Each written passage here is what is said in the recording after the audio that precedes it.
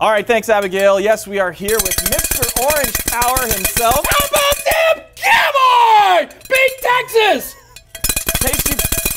In case you couldn't hear him, yes, he is here live in our studio. And Mr. Orange Power, just got to ask you, are you definitely the biggest OSU fan on the planet? Well, I'm one of them. Okay. We have many of them, but there's a lot of great OSU fans, and I'm proud to be just amongst the sea of orange. And you're a grad of Oklahoma State, right? Well, technically, I'm not a grad. I had 10 hours left. I had a job offer in North Carolina to be a sports anchor, and I was young, and I decided, why not? So loaded up, went to North Carolina, and here I am. Okay, so what sort of brought about? How did you become Mr. Orange Power? Well, that would be the Mrs. OP. Ah, yes. We were at Kemper Arena in 1999.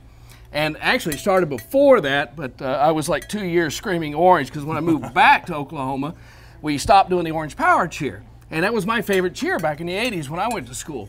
And so I would scream orange, and one day my wife said, "You're just scaring people. Why don't you go ask if they'll do it with you?" Uh-huh. So I went down, and we were at the top of Kemper Arena.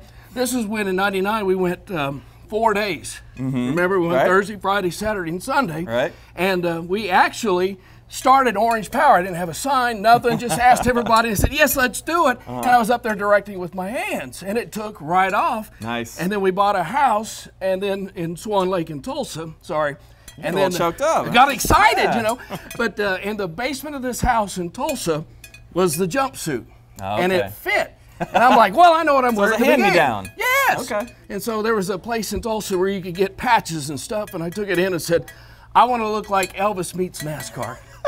And so we put the little Orange Power on the back, and I stand up in front of everybody. We do orange. Now, Orange Power, it's not just a cheer. We're not doing it just to be loud and to have fun, which is, you know, it is. Right. But there's strategy involved. If you notice, we do Orange Power always on a second and long when we're on defense. The goal is to get the crowd involved on second and long, and then get a third and long, crowd takes over, and we get the ball back. That's the goal. All right, so also you're breaking a little bit of news here this week. There's some controversy about OSU and what uniforms they'll be wearing against Texas. What can you tell us about this? Well, I mean, I'm just passing along information I got. It may be an internet hoax. Okay. I don't know. We'll see Saturday. But, you know, those shiny metallic orange helmets would be really orange, cool. I think. Now, I do know Coach Gundy has been wanting orange helmets for the last couple of years. Okay. He's made that very clear, so who knows? This could be the weekend we finally see the orange helmets. Uh-huh. Okay, so it is a game against number 12 and undefeated Texas. Right. And we've beaten the last 2 years in a row down in Austin, which no one's ever done since, like, what, 1903? We weren't even a state yet. All right, so OSU! OSU! Do I even need to ask you who's going to win? Well, let's see. They're favored by 2.5.